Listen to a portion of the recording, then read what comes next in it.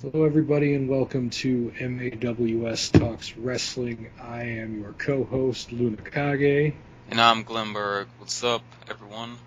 and today is the post-Elimination Chamber edition of MAWS Talks Wrestling. The Hype Edition.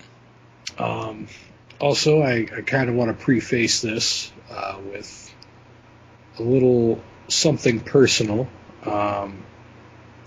On the morning of Elimination Chamber Sunday, the world lost two wrestling fans. Both my father and my grandmother they passed away, and both of them were wrestling fans. You know, my grandma was she's a grandma. You know, she was one of those people that pretty much thought in kayfabe. Like I heard her all the time.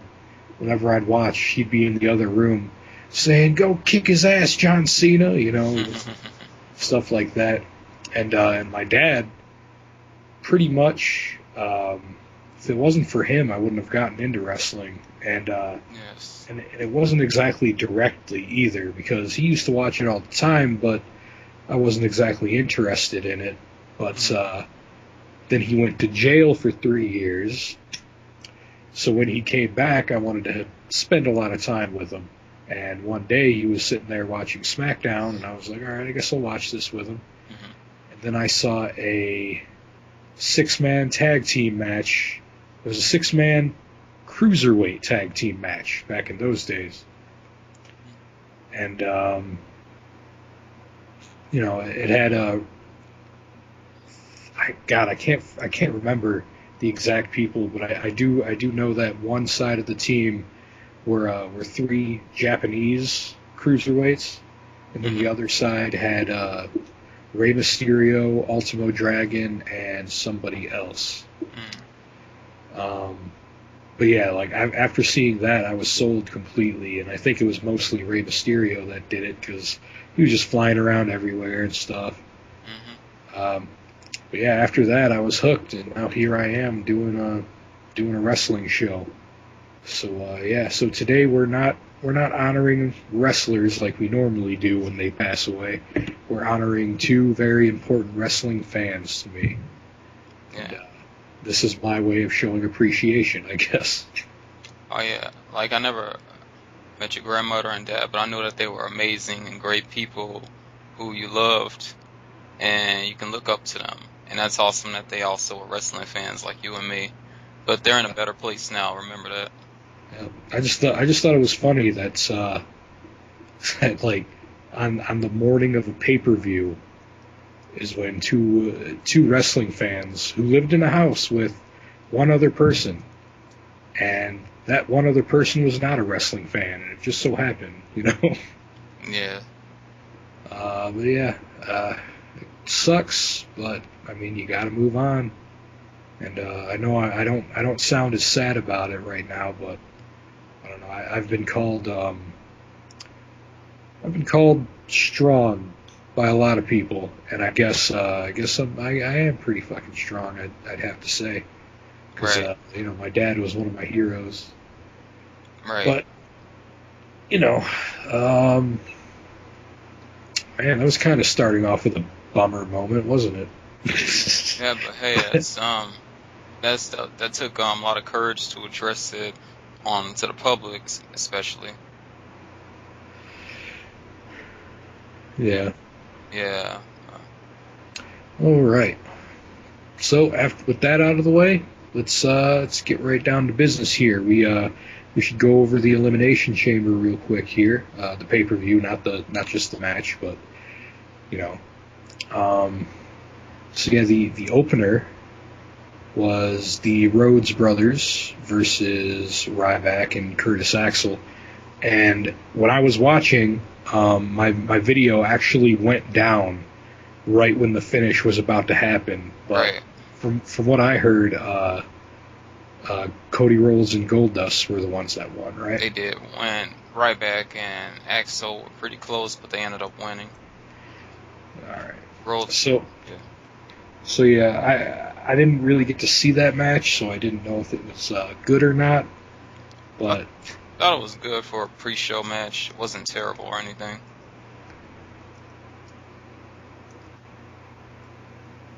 yeah, I mean it's a pre-show. I really think the Rhodes brothers, not as a team necessarily, but I think they should be doing a lot more than just a random pre-show match against, fucking Ryback and Curtis Axel. It really just kind of feels like all four of those guys are going to waste right now. It's kind of funny how just in the span of a few months you can go from being on top of a division to being a mid-card or almost getting buried. Yeah. Yeah. I mean, I still don't think it's a burial, but I mean, if what I heard about them not having a match against each other at WrestleMania is true, then it really just seems like there's nothing good that's going to come out of it. Like, it doesn't seem like there's a reason for them to be around at this point, for now at least. Yeah, I would like to still see Goldust have a strong finish like we talked about recently, not just he kind of fades away into the distance. Right. Yeah. But, what can you do? Just another one of those things that they kind of dropped the ball on, I think. And who knows? I mean, there's still what, 5 weeks left? They could... Yeah, about 5 weeks. Or they might get back up there. We don't know. Right. Next match, which was the first one on the show, I believe that was the Intercontinental Championship match. That was a great match, in my opinion. It was definitely pretty good for the two that were in it. Like, I'm not really a huge fan of either guy, but at this point, I'm just kind of upset. Like, Swagger just is like a husk of himself. Like, this poor guy can't catch a break. Just put a title on him. Like, put him in drag and give him the Divas Championship. I wouldn't be surprised if WWE pulled something like that with him. Like, he deserves something. I mean, the fact that the Real Americans haven't gotten a tag title reign is kind of criminal, considering that they're probably going to get close to breaking up pretty soon. Right. And they're legitimate contenders for the tag titles, too. But, overall, I really enjoyed the match. When you think about a mid-card title match, you think it's going to be a pushover match. But it was a lot of intensity back and forth. I mean, definitely. Like, if every single match that was supposed to be for or featuring those titles was like that, then, the division probably wouldn't be as dead as it is right now. Yeah. Yeah, it was definitely a pleasant surprise. Like I said, I just wish Swagger got some. Right. Hopefully he will get pushed again and not get buried. Well, I mean, he doesn't even need to get pushed. Like, just give him something. Like, Intercontinental title reign is fine. I'm not saying put him in the main event or anything, but jeez. Well, yeah. You can't crowd one division with too many people. Or at least that's the standard. Now there's like the 5 to 10 main people in each division. Yeah. Yeah, so. Like, in most of those, they don't even really end up, like, doing a lot. Like, if it's not like the two top guys of the division, then usually they're like way far back in the spotlight. At least it's like, for example, right now the only things that are that really is getting any attention is like the main event players, and like guys like Randy Orton, Batista. Daniel Bryan, John Cena, guys like that. The only feuds that seem to really matter are the ones that they are featured in. Like, there's really no no legitimate feud going on for like anybody that's legitimately in the mid card. At least not right now. Yeah, that is true. It's always the main events. And like you could say that, well, you know, the primetime players are currently in a feud with themselves. Right. But I mean, it's only mentioned like. It feels like one of those things where if we have TV time for it, you'll see more of a feud kind of thing. That's what it feels like, kind of. Yeah, I mean, like it. I don't know. It's not to say that it's a terrible thing because I mean they're in the main event for a reason, or they're main event players for a reason. Mm-hmm. But I don't know. I'd like to. I'd like to see more of the mid card guys get featured in some kind of prominent way, and that's what the tag division was starting to feel like, you know. But you know, now it's kind of going in the wayside again. I mean, we got at least there's kind of a substantial feud going on between the Usos and the New Age Outlaws, but even then, you know, it's which actually. Well, they got a match too at Elimination Chamber. Which match was next? The match, the Usos and New Age Outlaws. That was the next match, I believe. Oh, was it? Well, that's perfect transition then. New Age Outlaws won, which I figured would happen. That was expected. Yeah, if the title change is going to happen, it's going to happen at Mania. If it doesn't, then I don't know what to say. Right, and I think, you know, Mania, if they're going to do like a classic Fatal 4-Way tag match, that's going to be one of the last big tag matches we probably see in a while. Yeah, I mean, I don't really see the tag division being huge after this, but, you know, I hope I'm wrong. Like, I want the tag division to mean something again and actually have tag teams instead of two guys who are thrown together maybe for 6 months to a year and then break up. Right. Like, I recall back in the day, you know, way back in the day when tag teams were tag teams. Like, they'd be together for years. But the WWE style basically says that if you're part of a tag team, you got about a year and then you're going to break up and one of you is going to become a star. At least they hope so. Right. Like they just want to find the next Shawn Michaels, you know. Right. That's their goal. That puts pressure on both people in the tag team too. Like the weaker link will start showing, I guess, over time. You kind of tell who carries the team more. Right. Let me see. After that match was, I'm trying to remember if Shield versus Wyatt was the match after that. Yeah. Was that really the third match? I know after the Shield versus Wyatt was the Divas match and the Batista match, so. Yeah. Well, hold on. That's what I'm recalling, at least. But, I guess, you know, for the sake, we might as well talk about that. But, I do think Shield versus Wyatt, if not the best match, it was, I don't know, that was one of my favorite matches of the evening. That match was crazy. Like, you had Rollins, you know, doing a bunch of high spots, flipping all over the place, styling. You know, Roman doing his thing, the Wyatts being the heavy hitters. Like, that was actually one of the rare matches when you have the crowd chant for both teams. Yeah. It was definitely a fun match, man. Like, yeah. It's kind of hard to comment on it because, like, I mean, it was really good. Like, I'm just sitting there like, man, this is a good match. Like, just the whole time. That was a legitimate match. It didn't feel like it was going to end on an obvious note. I like that both people put up a fight. It was like just mayhem everywhere. Yeah. I thought it was interesting, though. I was surprised, really surprised, that the win ended up being clean. Like, I knew Wyatts would win, but I didn't know it was going to be a clean victory.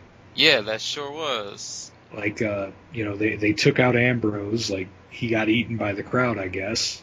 And then they took out Rollins with a double choke slam through the announce table. And then, Reigns just got kind of bodied by the three after, trying to fight back. He got nailed, got hit with Sister Abigail, and he took the loss. Yeah, it was believable too, So yeah, 3-on-1. He's not Reigns isn't that good. He's not that invincible, but he's really good. Yeah, I mean he's not quite as fun as the other two for me yet, but I don't mind him. Like I like him. I like him a lot more than Randy Orton. I can tell you that much. Yeah, I mean just as a reference. Yeah, the thing with Reigns is he still has room where he can improve. So you can see he's trying new things with his character. He's trying to be a little bit more charismatic. He has the thing where the person leans outside the ring and he runs around and does that drop kick. Yeah, I love that move. That's really cool. Like you don't expect a guy like him to just bust that shit out. I wonder if the first time he did it was that like just improv and he did it just to be cool, and then they say, you know what, let's actually start doing it. I don't know. I haven't seen any of his matches in NXT or whatever, so I can't say, if he did it back then. But he's been hitting people with this since the beginning. Right.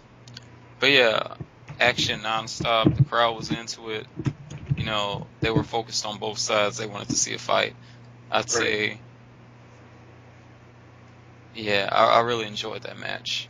It was good times. Like, I was really glad that I liked the pay-per-view this much because I kind of needed it. Right. Yeah. Especially, yeah. Yeah, like it was a really good pay-per-view. The quality, the in-ring stuff was really good. Even the Elimination Chamber, I found myself getting hyped throughout most of that. Yeah, like that was actually better than a lot of the ones in recent memory. Yeah. Before we get to that, though, the Divas match really didn't even need to be on the card. But I mean, I know what it was for. It was for a piss break. It was right before the Chamber. It was after Batista and Del Rio, a match they wanted you to see. And it was before the Elimination Chamber. That was obviously to cool off people, especially with the finish. It was really stupid. Like, Tamina accidentally kicks the shit out of fucking AJ, and in order to save the championship, she just intentionally gets her disqualified. Right, and then AJ looks all pissed off. Yeah, like, I mean, I guess you could say it's building to them breaking up, but again, like, who cares? And I hate to say that because I've said numerous times that right now my favorite is AJ, but I don't even like this. This is the perfect example of what burying, like that term. There's that term again. What that can do to people. Like, I'm a legitimate AJ fan. I like her a lot. She's my favorite one that's still active, and all kinds of shit like that. But when her reign is pretty much a joke, she basically just loses she loses whenever it's not the title match, and all of her matches are only like 3 minutes long. But then again, that's with the Divas in general. It's like, even as a fan, I'm like, I really don't care about this right now. They're not making her look as dominant. She has to lose everything and have a number one contender that she's going to body anyway at the pay-per-view. Or not body, just, retain against somehow. Yeah. But yeah, that match was stupid. I can't call it a good match or a bad match. I think the thing that makes it a good match, though, for me, as far as just not -5 starsing it or anything, is that I didn't have to see AJ get pinned after taking a simple ass fucking DDT. Yeah, I was waiting for the girl bye too. Like, wasn't she wearing a shirt that said "girl bye"? I God damn. can't remember. Like they're really trying to set it into us, huh? Yeah, Breaking it it's irritating. Yeah, the Batista versus Del Rio match went a lot longer than I expected. in. Right. Um, I can't say that it was terrible, but I didn't really care about it. Man, the fans were brutal to Batista. Like, he's getting his ass kicked, whether it's kayfabe or not, and they're still booing his ass. Right. Like, I think I was legitimately, and it takes a lot, because and I've said before that I don't care about Del Rio. Right. I acknowledge his, how he's good in the ring and everything, but he's one of those characters that you can't get me to care about. During this match, I was legitimately caring about Del Rio. Like, the fact that the fans were cheering for him, and like the fact that his cause this time was not "it's my destiny." It wasn't, "Oh, I want the championship." No, he actually had a legitimate gripe that you can see somebody having that didn't involve him being a rich motherfucker. Like, right. It's kind of what I said. I said it before. I don't know if it was on the show or not, but basically, if Del Rio doesn't really have an appeal to anybody that's a part of the fan base. Like, if you think about it, Del Rio's two things: he's rich and he's Mexican, right? Not even necessarily Mexican. I think Del Rio himself is different, but I do know that he's being marketed as the Mexican aristocrat. So, for the sake of this argument, he's Mexican. Right. He's rich and Mexican, so he doesn't appeal to the everyman that normally watches WWE TV because he's rich. He doesn't appeal to rich people who watch WWE because he's Mexican. Right. And I'd hate to bring up something racist like that, but I mean, it's kind of true. Like, if you're rich, you still watch pro wrestling, you probably don't really care about Mexicans too much. Just saying. And like the people that he's trying to appeal to with his like, I'm the savior of Mexico, I'm Mexico's hero and stuff. Like, he's not going to appeal to those guys because they don't want like this blue collar dude who had a butler for the longest time to represent them. Yeah, so he really doesn't relate to anyone with his character. Yeah, he's not anybody. But due to this particular feud, if you want to call it that, he came off as the babyface because like Batista was just kind of a big bully to him, like pushing him around and shit when he like, had a broken neck. It's like, I get it, yeah. He called you names, that's fine, but stop it. It's funny because writing storylines in wrestling has changed so much over the years with the social media age. It's like you can never write anything and go with it anymore because the fans will flip your storyline. They make Del Rio a good guy and Batista a bad guy. Right. Like, yeah. Basically, it's the kind of gripe that most people can relate to. Like, he was upset that Batista's just coming back after basically denouncing being a wrestler, and Del Rio is upset about it. I mean, it's just that basic. Like, it doesn't have to be a convoluted thing. And like when Del Rio is actually making valid points, when you can actually understand him through his accent, he starts to be more believable, more relatable, and then you start to root for him. That's like kind of the whole point. Like, and it also kind of helps that Del Rio was the underdog going in, because it's Del Rio versus motherfucking Batista, who's the number one contender and shit. Right, like Batista's huge, Del Rio's not, but he's good. So like, it could cause anybody to get behind Del Rio, even if we're not talking about the hate that Batista's getting for winning the Rumble. Like, just all that aside, like, Del Rio had a valid point, and he wanted to fight about it.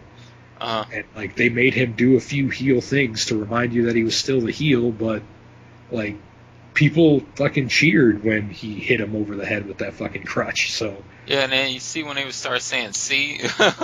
Yeah.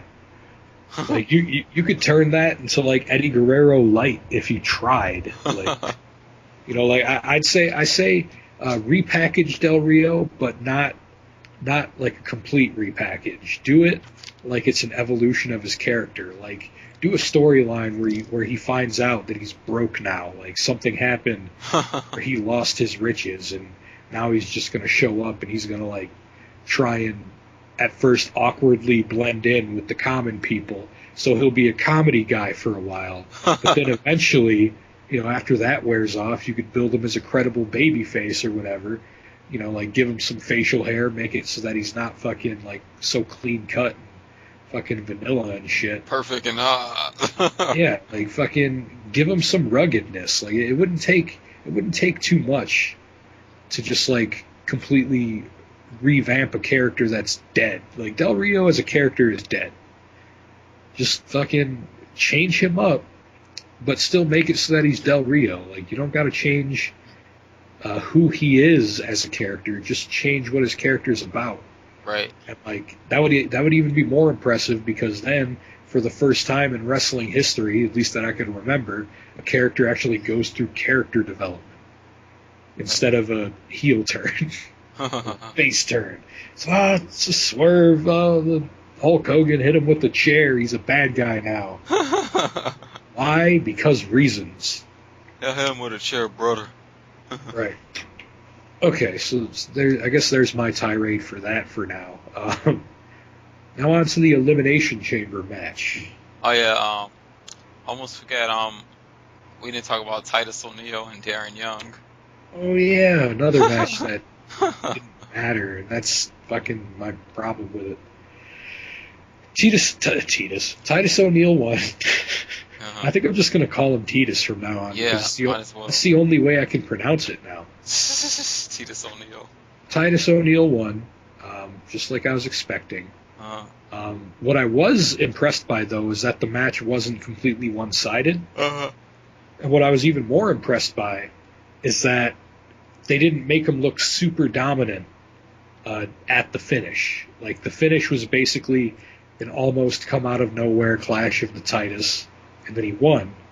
And there was even a point, like, right before the finish where Darren Young set him up for his finisher, but then Titus O'Neil got out of it. So, like, there was at least kind of a danger that Titus might have lost. You know, it wasn't just, I'm going to get in there and beat some ass. Like, Darren didn't look extremely weak.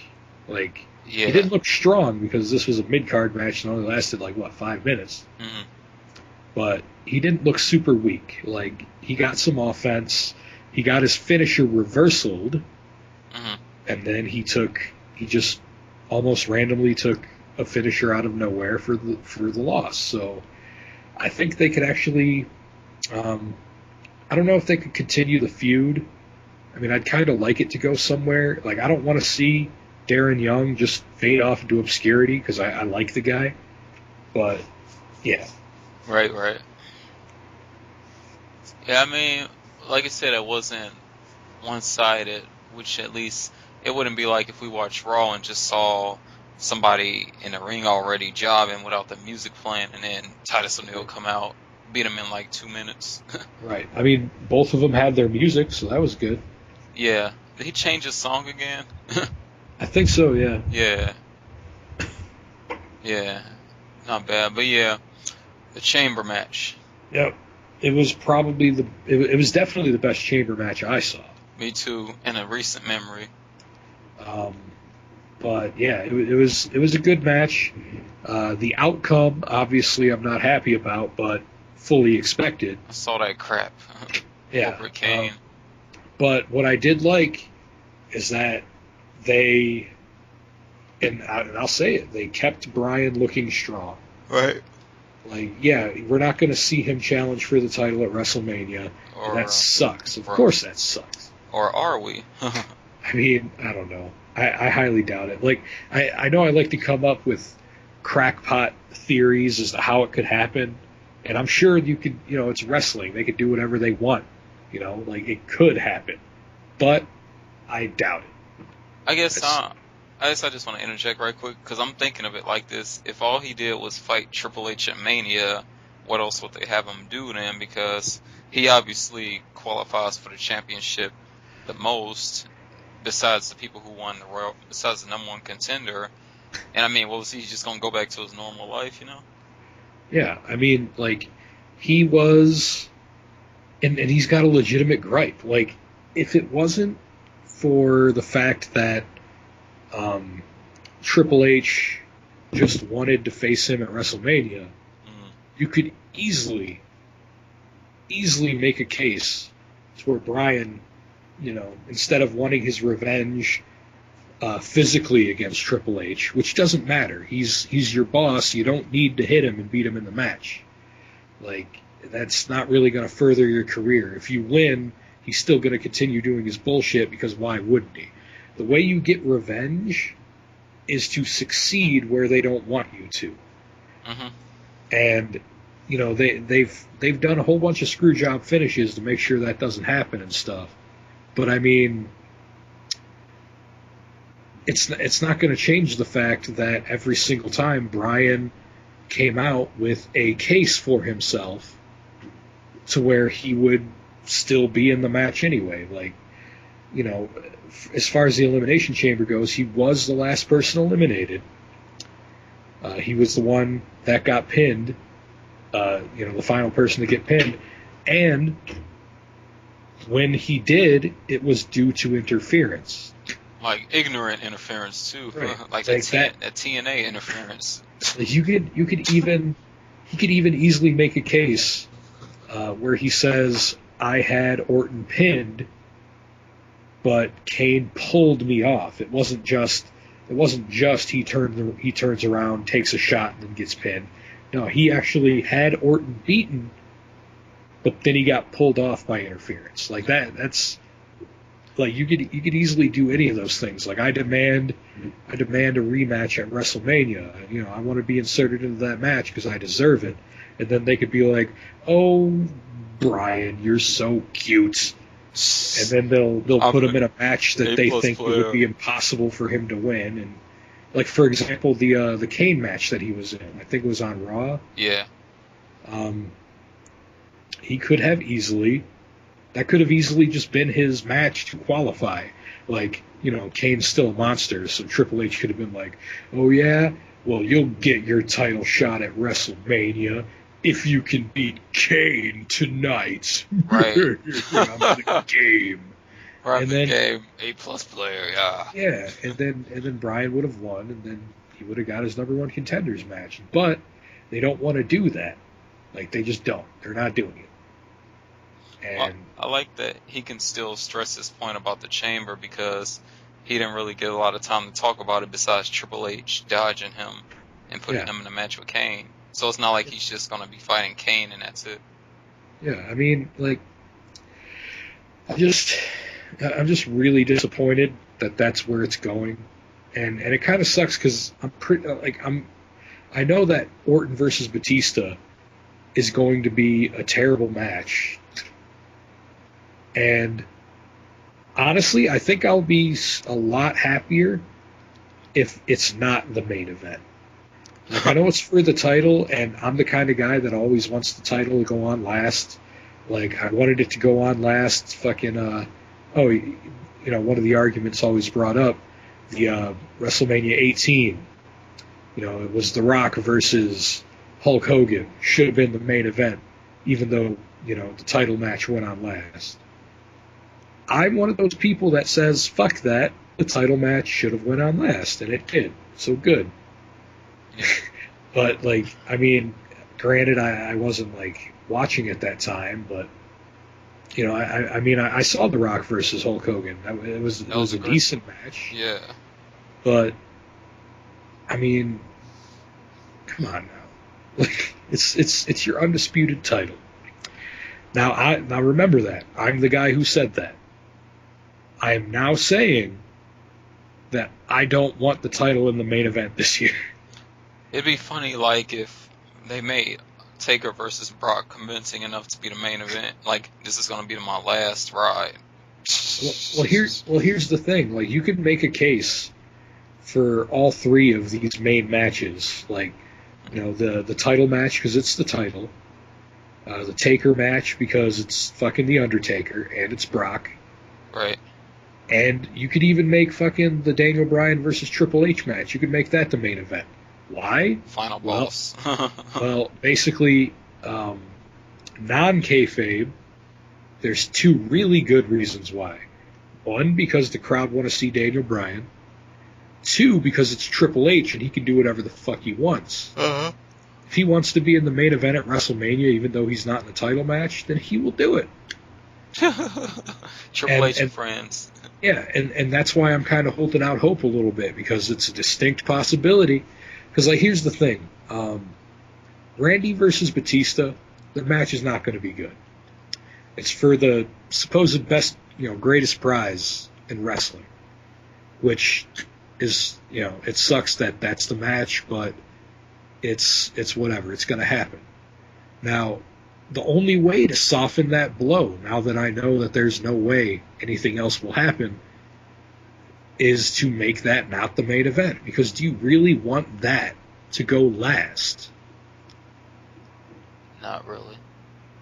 Yeah, like if it didn't go last, like if it was like maybe the third from last match, like maybe Taker's match goes on last, maybe Daniel Bryan's match goes on last, maybe CM Punk comes back and his promo is the main event at WrestleMania.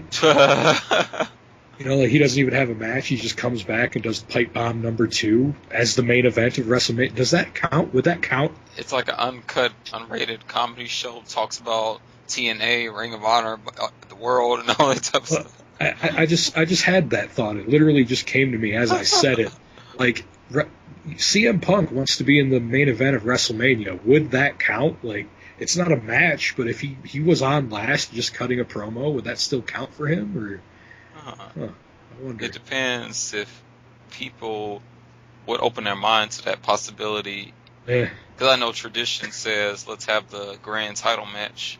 I mean, I know that would realistically never fucking happen, because there's no way you're going to close out WrestleMania with a promo, but if there was one man you could have do that, it would be CM Punk. Yeah. All right, well, back on topic here. I kind of went off. But anyway, if you had another match that wasn't that go on last, it would soften the blow. Right. Big time. And, like, it's the title match, and I think the title match should always go on last. But I am more than willing to make an exception in this case. Because if it's on last, and there's no random stipulation where Bryan gets in at the last minute because of fucking reasons, I don't know, then, like, what the fuck's gonna happen? Like, the crowd's gonna shit on the match completely. I mean, you kind of need... It's almost like with Batista and Orton, they almost need the third guy to mix up the match, because them two alone just don't seem like it'd work out. Yeah, I mean, like, honestly, you could easily salvage that match, like, quality-wise, with the third person.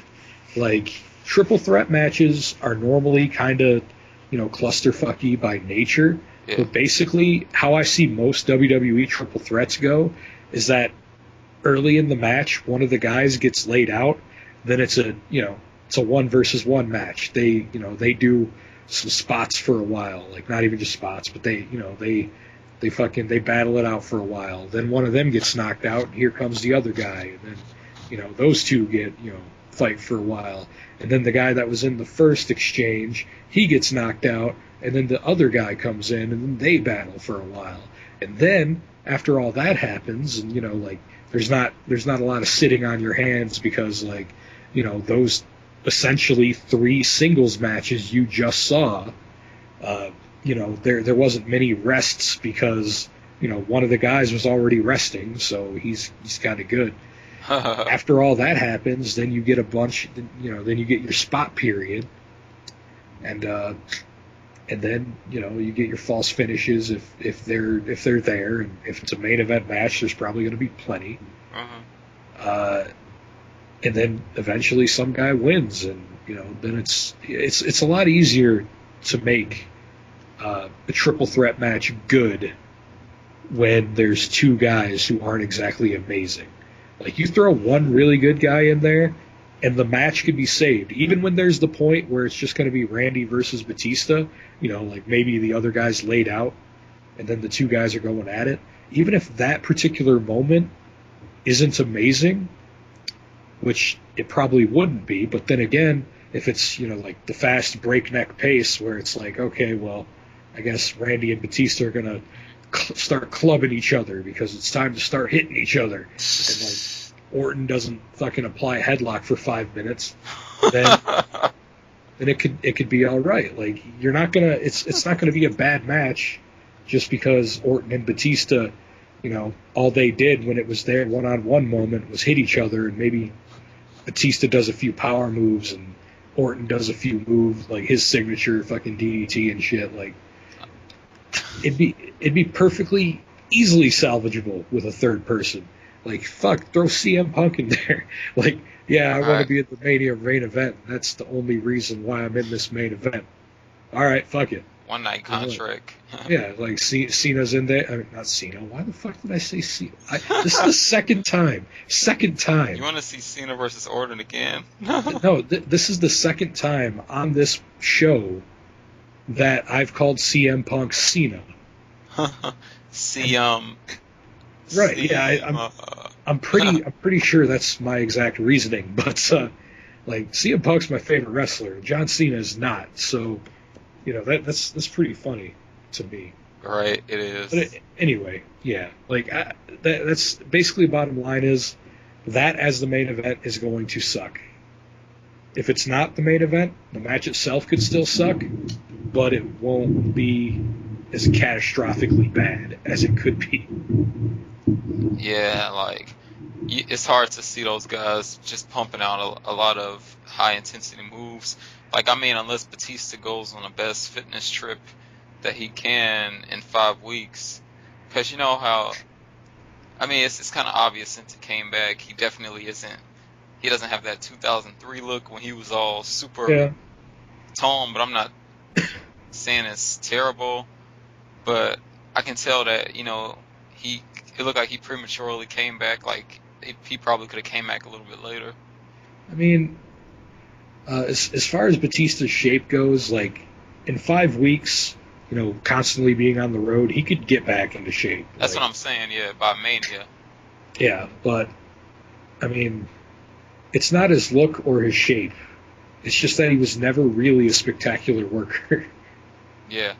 Like, I mean, he has a really good-looking spine buster. I'll definitely give him that. Like, that spine buster does look good. Yeah, his spine buster is one of my favorite spine busters, but I don't know, man. Like, he's perfectly suited doing power moves. Uh-huh. He is. I'm not saying he should go out there fucking start trying to do shooting star presses and shit. Like Brock Lesnar. Right, but like, as the second guy in your main event, I don't know, man.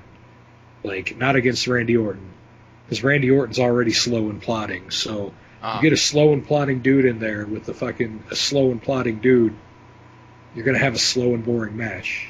Slow and plodding too. Yeah, like 100% of the time. This is a funny way to say a slow and plodding dude. Yeah.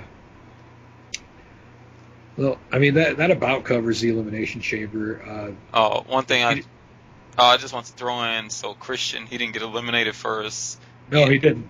he did pretty decently, actually. Like, that frog splash off the top of the chamber was pretty cool. Yeah, that was good. Yeah. Hopefully he's not injured because, shit. Yeah. Sheamus got eliminated first after kicking the fuck out of that Randy was funny. with the glass. Yes. I liked that no one got eliminated until all 6 guys were in there. Yeah, that was cool. Yeah. That was funny, though, when he kicked the hell out of the glass door, Sheamus. Yeah, that was good stuff. Yeah. Cesaro was good through the whole thing, obviously. Yeah, Cesaro was legit. That German suplex against Cena, who was currently had somebody on his shoulders. I forget who it was, but yeah, like that was great. Like fucking Cesaro strength and shit. Yeah. I was still disappointed we didn't get to see a double Airplane or no, giant swing, a double swing. yeah, I meant to say. When I say airplane, I meant giant swings. Like just stack two guys on top of each other, like Natalya when she's going to do her double sharpshooter, and then just start swinging them. Like I don't know, like I guess you could say that's dangerous, but this is a fucking elimination chamber. Of course it's dangerous. Right. Like if you're going to pick any time to do dangerous shit, it might as well be the elimination chamber. Right. With that name too. Right. Yeah, that was one of the best ones in recent memory. Yeah. A lot of back and forth action. So, yeah, my favorite matches out of the evening were the Chamber, Shield versus Wyatt's, and Langston versus Swagger. Yeah. I mean, I like the Chamber a lot. If it wasn't for the outcome, and I mean, even with the outcome, I do think it was the perfect Chamber match. Right. Like, I mean, I guess you could say, oh, but it had interference, so it can't be a perfect match. I mean, that's not true. It's wrestling. Yeah, like you can have a perfect match and still have a stupid finish. Yeah. Like that's, like it's not like the Olympics where some guy you found out he was on steroids at the last second and he was disqualified. It's different. You get DQ'd for hitting a guy in the nuts, that's completely different than getting DQ'd at like a legitimate event. But despite who won, I still think it was probably one of the best ways that a chamber match could have went down. Right. Like the Wyatt cameo too. That was pretty cool. Yeah. I mean, I guess we should probably shoot through Raw here real quick. Yeah. Quick review of Raw. So, Hulk Hogan, brother. Let me tell you something, Mean Reneen. Fucking Hulk Hogan. Like, it's so funny, man. Like, he comes, like, I don't hate Hulk Hogan. I know it's starting to become cool to dislike Hulk Hogan. But I find him absolutely hilarious. Like, he's one of my favorite people to make fun of. Not out of hatred, not out of indifference, but just out of LOL Hulk Hogan. Right. Like, this is how Hulk Hogan is still entertaining today, because he's still entertaining me. He comes in, he had one job. He had to cut a little promo, be Hulk Hogan, say brother, dude, Jack a lot, and just not fuck that up. Right, yeah, he's good with those type of roles. You see him on like a bunch of commercials and stuff. Yeah, but guess what? He fucked it up. He had one job. And it's not like he fucked up the whole thing. I'm not going to say that. But, like, just as a side note before I get the actual botch out of the way, which I know a lot of people probably noticed, but if you notice, like, he was really hot when he first started walking down. Like, everybody was into it. But the more he talked, the less people were caring. Like that was just one of those moments where he probably should have had just a little bit less time, because like people were starting to get slightly bored, because Hulk Hogan he's got this thing where he likes to repeat himself. But the thing that was really funny is that, and I got to give him credit because he kind of saved it, but he called the WWE Network, he called it the WWE Universe.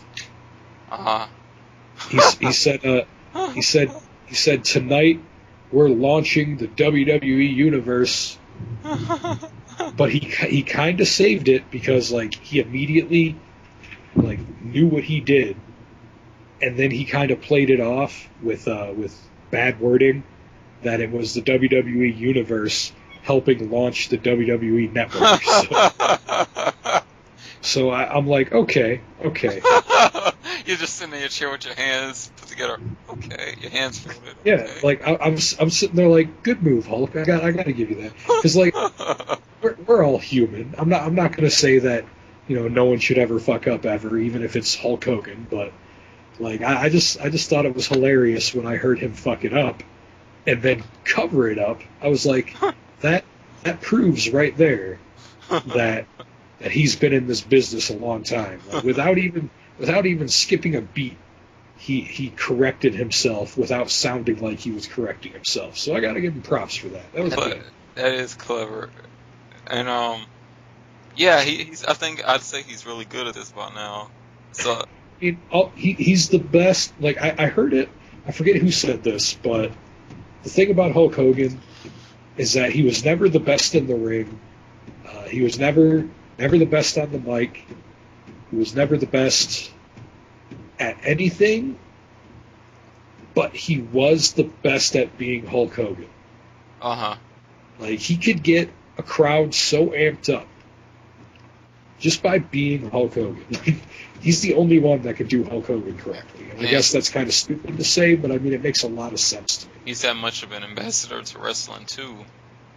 Well, he is. Like, there's always this level of respect that you're going to have for the guy just for what he did for the business. Yeah. But this is a guy who's got a lot of flaws. His career's got a lot of fucking notes in it. But, to still, despite all that, like, whenever he shows up on screen, especially after an absence, you're going to be like, oh, shit, Hulk Hogan. Yeah. I mean, it's a testament to how easily TNA just used him incorrectly. Because TNA took Hulk Hogan and made him basically not Hulk Hogan. Because no one cared. It was sad. He just became the general manager. Yeah. So yeah, Hulk Hogan's going to be the host of WrestleMania. So I'm sure he's going to have something to do there, like other than just being there. Like he's not going to have a match. I know for damn sure he's not. He's probably going to have him beat up a few dudes, and they're going to have to sell it really well. I mean, he might end up making changes to matches, like just slightly. He might end up reversing a bad decision. Oh, I see that he might have a lot of control over outcomes. I see. I mean, you don't know, you never know, but maybe. What else of note? Daniel Bryan fought Kane. He announced that we all want to see Triple H versus Daniel Bryan at WrestleMania, which we don't.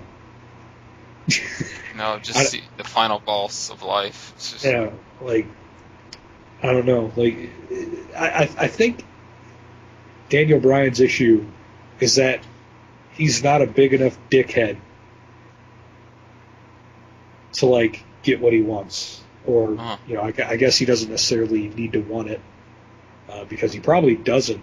Like, I mean, each of us, hell, even me, and I'm not even a wrestler, every single one of us, deep down inside, want to be WWE champion. Right, yeah.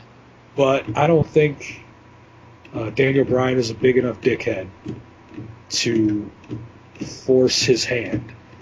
Like, I mean, he's the most over guy in the company. He could go backstage, he could be like, okay, listen, bitch. You hear those motherfuckers out there? Come on now. You need to put that title on me.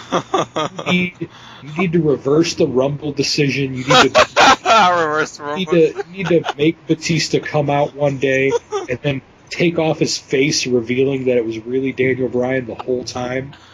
Oh my god, that'd be hilarious. He could go backstage and he could do that shit because you listen to those fans. Like, yes. Yeah, and apparently the universe controls all. Yeah, apparently. But yeah, I mean, he doesn't do that. He's too nice of a guy. He's too humble, and, I mean, it's probably just as much Bryan's fault as, the people that, most internet fans love to blame. They love to blame Vince and Triple H, but it's probably just as much Bryan's fault because, he's probably not pushing the issue at all. He's probably not even saying, you guys might be a good idea to put the title on me. I mean, no rush. Just saying. Even that, he's probably not even doing that. He's probably like, man, I'm so glad I get a nice paycheck. I got a cute little girlfriend. Getting married. Fucking, I make decent money. I'm not injured yet. I got a sweet-ass beard. Man, life's pretty good. It'd be tripped out if he was if he had a lot of pressure from the fans. Yeah, we all have high expectations for him, but he didn't actually want that. That'd be tripped out. I mean, it's possible. It's very possible. But, I mean, me as a person, understands, but me as a fan doesn't give a fuck because he wants to see Daniel Bryan as champion. Right. It's kind of like my stance on CM Punk. Me as a person, I'm glad he's getting his rest. I'm glad he had the balls to say "fuck you guys, I'm out." But right. me as a fan is saying I don't care if he's hurt because I want to see him on my TV. It's just the duality that I think every quote unquote smart mark has. Uh-huh. We got our morality, and then we got our views as a fan. Right. Let's see. Anything else important happen? Besides Hogan coming out, Undertaker. Oh, yeah, Undertaker. After a match between Bray Wyatt and Roman Reigns, which wasn't that hype, it was kind of disappointing, actually. I mean, when you take two guys from, one of the best matches the previous night, and then you put them together, and it doesn't end up being also amazing. I mean, it was getting better by the end, and it was definitely a lot better when, everyone started interfering, because then, because something I noticed, Roman Reigns isn't over. Bray Wyatt isn't over. Uh-huh. But the Wyatt family and the Shield are over. As groups are over. Uh-huh. It might have even been a test because both guys came out there without their groups. Right. I mean, when they are together, the crowd loves them and or loves to hate them, depending on who they're facing. But, you take one guy from each and suddenly, it's not quite as good. Yeah. Especially when the group's not in the back, helping out things and stuff. But I think it's the group dynamic, and people like to see team sports by just culture. Americans, we watch team sports on television. I don't think that's it. Well, I just think it's. It was one way I was thinking about it because, like you said, we like seeing them as a team, and they put on some hype moments. Yeah, I mean, it's kind of like what I was talking about the triple threat situation earlier. Mm-hmm. The more people you add to a team, the more people you add to a match, regardless whether it be on teams or not. Oh, what the fuck? No, die.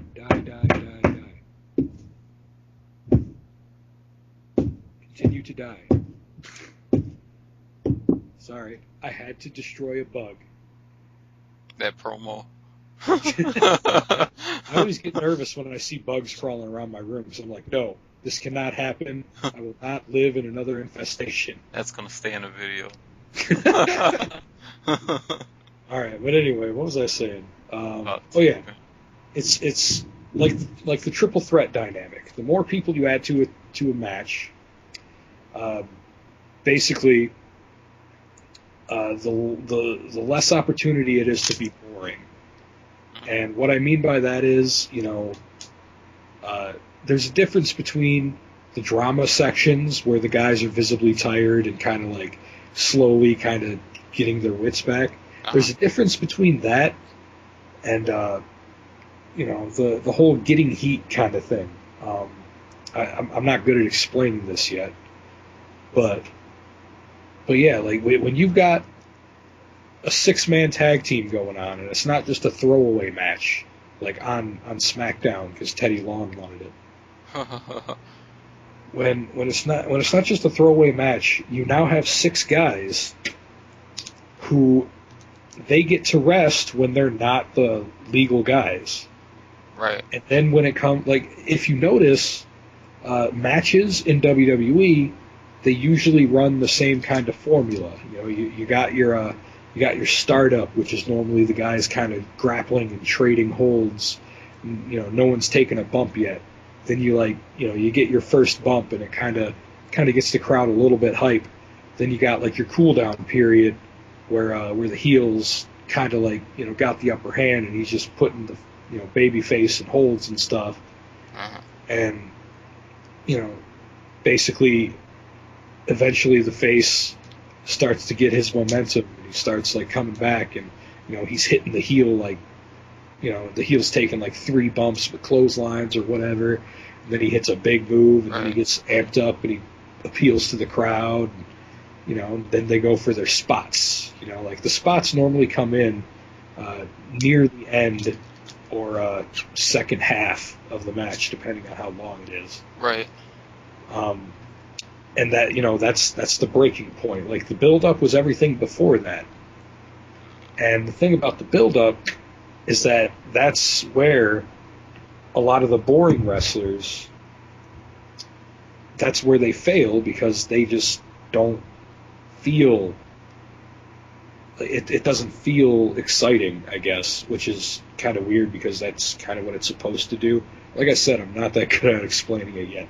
I can only tell you what I see and what I'm feeling during it.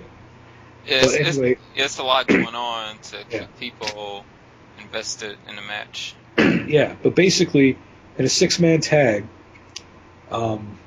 it's really easy for the build-up, because basically you got 3 guys pummeling on one of the baby faces, and then when they finally get to tag out, that's the hot tag, and it's hype no matter what happens. It doesn't matter who you tag in. It could be the Big Show, and people still get hyped about it. Oh my God, the Big Show's about to wreck shit. I don't know why I'm excited, but I am. And that's the thing. That's what it's supposed to do. And the cool thing about the spot section in big tag team matches like that is that you got 6 guys that could be doing something. That's what happened in the Shield match, the Shield versus Wyatt's match. You just had a whole bunch of shit going on, and you were on your feet the whole time. You were excited, even during the build up. You were like, man, this is pretty cool. These guys are finally facing each other. Right. And then shit goes down, and then fucking everything explodes, and Dean Ambrose gets eaten by the crowd. But yeah, my point is, what we were originally talking about, the Shield consistently had good matches together, because wherever one of them had a flaw, another one of them had something that covered for that flaw. Right, they had different strengths and weaknesses. Yeah. Basically, you had Rollins in there almost every time as the guy who's actually going to get, beaten on pretty legitimately, because he was great at selling. He's an amazing salesman. Mm-hmm. He was also in there for a lot of the quick shit, because he's also a good high flyer. Right. Ambrose, whenever he was in, he's a great technical wrestler, at least as far as psychology goes. So a lot of times when you wanted a guy to keep one of the baby faces down, with holds and shit, for that part, Ambrose was basically your guy. Uh-huh. Obviously, both of them were really good at spots, and Reigns is good at spots too. I haven't seen them miss a spot yet. Uh-huh. Roman Reigns was usually the guy. He was the closer. He would be in every once in a while, but he would always tag out relatively quick. He wouldn't be in there for super long. But he was the closer. He would always be in there, like, oh man, we just had our spot fest of this particular match, and oh man, Reigns is the legal man. What happened? Oh fuck, Superman punch. That was hype. Oh man, spear out of nowhere. Oh man, this guy's great. The team was great. Yeah. And you know, I know that Rollins and Ambrose are great singles guys, but you know, I think one of the flaws that Reigns had is that he's not yet able to be a singles guy yet. He needs more, still a little rougher on the edges. But yeah. Like he's fantastic in the Shield. Like, you know, the Shield is such a great unit that I am not looking forward to them breaking up at all, because they're just fucking great. They work. They're still good to this day. It's not like they're jobbing. Right. But yeah, I guess I kind of went on a little bit too long on that. But oh yeah, poor Undertaker. Yep. Well, it's funny. Undertaker, I said this to another friend recently, but it's like with age, his gimmick becomes more believable. Yeah. Yeah, like him looking all older with the role, like he's a wise sage or something. I mean, or sorcerer or something. It's definitely getting more believable, mainly because he is only wrestling like once a year. Yeah. So the whole air that he had about him, like the whole time that he was, you know, the dead man, is that, oh man, how can you beat something that's already dead, you know? But that air kind of gets away from you when you see him lose all the time. Right. And as a full-time competitor, he's not going to win 100% of the time, you know? Right, yeah. But when the only time he wrestles a year is to defend a streak, suddenly it's a lot more legendary. It's like the only time you see him is when he's about to fuck someone up. Like they're bringing him back from the dead to face the challenge. Yeah, like it's great. Like, I mean, honestly, in my opinion, I mean, I guess you can't call it an opinion, but what I might have liked to possibly see, maybe, and I'm really like, you know, stressing that I'm not 100% on this, but like I would have had it start at 20. I would have had him come back once a year starting at WrestleMania 20. Because, like, if you think about it, that was when the dead man was reborn again. Oh, I see. Yeah. So, you know, he comes back, has his streak match, and leaves. Suddenly, you know, like, we have this going on for 10 years now. He hasn't had a loss in 10 years. So suddenly it's not just the streak for WrestleMania. It's like, oh my god, now suddenly Taker himself is unbeatable because fucking, you know, the only time he ever fights, nobody's fucking been able to win. Like, he's just ridiculous now. I mean, and then you get to, I don't know, it's like the same thing it is now where he's a really big deal, except now it feels like more of a big deal because you never get to see him lose throughout the year. Let me ask you this question. Do you find it more interesting that he came out and challenged Brock Lesnar, or that Brock Lesnar didn't challenge him initially? If that makes sense. Yeah. I mean, I don't know. I guess we don't know too much about this. Like, Brock had an open challenge, so Undertaker came out basically to accept the challenge. We didn't get any words from either one of them, and I don't know if Undertaker is actually going to have a promo, but I mean he probably will. It's not like that's going to be the last we're going to see of those two before WrestleMania. Right. I guess it all depends on what his reasoning is going to be. Like, if next week on Raw, you know, the Undertaker actually comes out and explains why he actually accepted the challenge, when normally, you know, somebody's gunning for the Undertaker, not the other way around.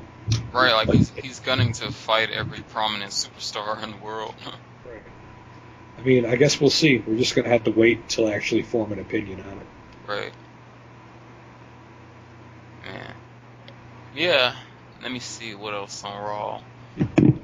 The main event was Roman and Bray Wyatt. I was just trying to think if there was something else major going on.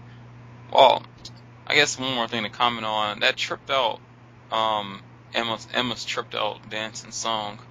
Yeah. Looks like something out of a futuristic club or something. I mean, she's a diva.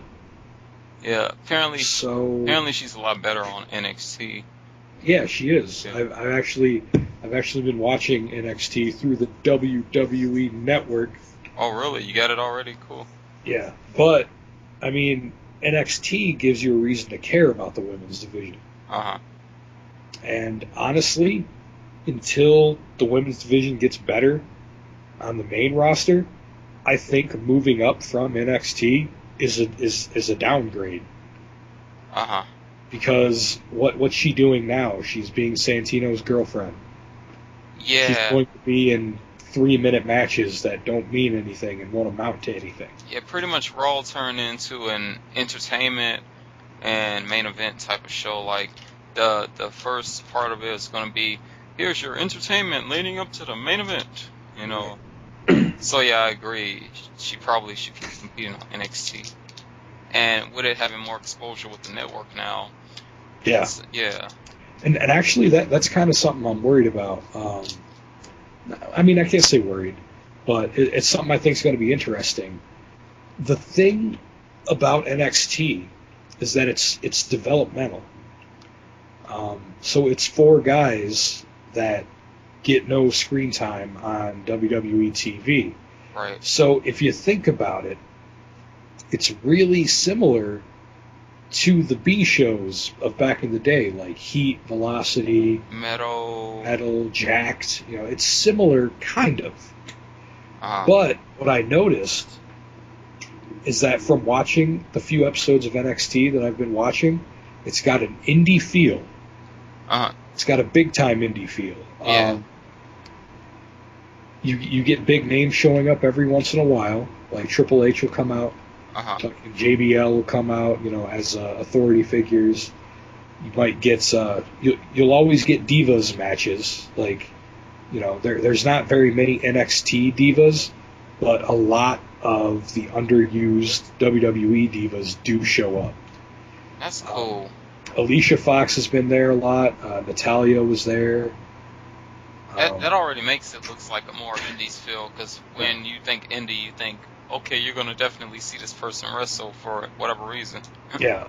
Summer Rae is actually still a staple of the NXT Divas division. So you got a few big names every once in a while. It's got it's got an indie feel. It's only got 3 championships. Each one of them actually matters because you got your main event title, you got your women's title, and your tag team title. Each one of them has a place. Each champion right now is their longest reigning champion of each one.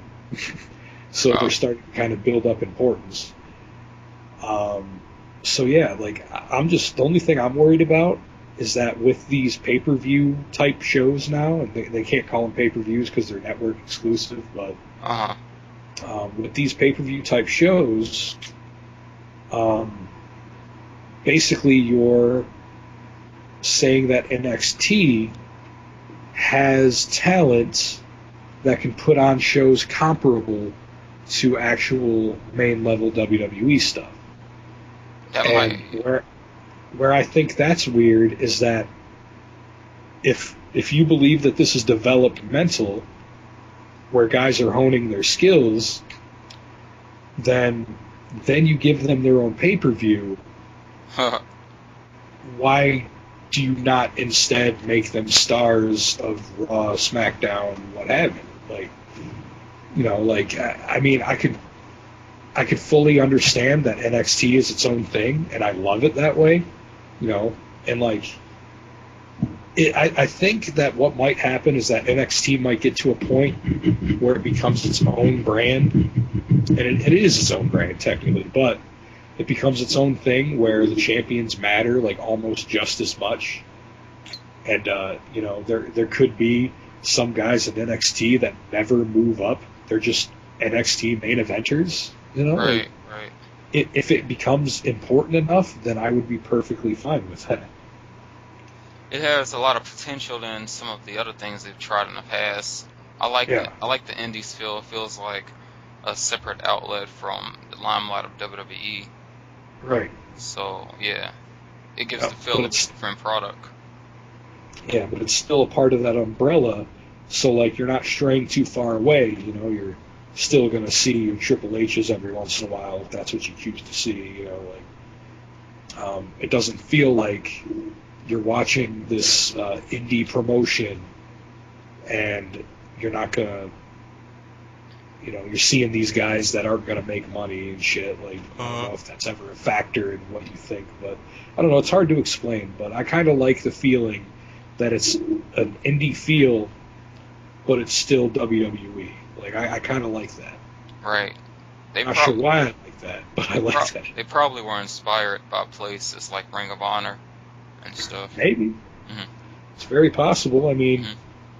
you got Adrian Neville and shit fucking using the red arrow, which is ridiculous. Uh-huh. Like, you would expect a move like that to be banned in WWE, but you know, he hits that shit so well. And, like, I'm hoping that he hits it in the ladder match tomorrow too. Like, I want to see him on the ladder and just fucking hit that shit. Uh-huh. You never know, maybe. Yeah, it's fun. It's funny, it looks like It's fun to watch, Michael. It's funny, it seems like every week we actually increase our time. Yeah, I mean, this time was a pay-per-view show, so we spent most of the show on the pay-per-view, and then we decided to cover a little bit of Raw too. So yeah, it was like a 2-show day. Yeah. Yeah, we should probably cut it short. Right, 2 tapings. We need a Diva of the Week. Oh yeah. Diva of the Week, Diva of the Week. Let's see who is the Diva of the Week. Maybe I should start making that a song. I guess. I don't know. Am I deciding? You want to decide? I mean, I have a lot of turns, man. You decide if you want. I want to see more of Emma because, you know, she's up and coming. Yeah. I know Raw, you know, that probably wasn't the best showing of her talent because of NXT. It was a lot better. But yeah, give it to her. She's up and coming and she looks promising. Give it to Emma? All right. I guess we'll give it to Emma. Evolution. Imitating. Evolution. Dill Emma. Yeah. I wonder if she's just playing her character really well, or she's really like that in real life, you know. I mean, I'd like to hope that she's part of that in real life and not just like playing that silly role. Like, I'd like to think everybody's got a part of that in them. Like, if Sheamus were to come out and start doing it, I'd believe it. You know, shit, why not? Yeah, I mean, they have to kind of take. I think they take from their personalities to really use their characters too. Yeah. All right. Yeah. So I guess we should sign off for now. Yeah. This has been MAWS Talks Wrestling. I am your co-host, Lunakage. And Glenburg. And we will see you next week. Bye, guys. Have a good evening.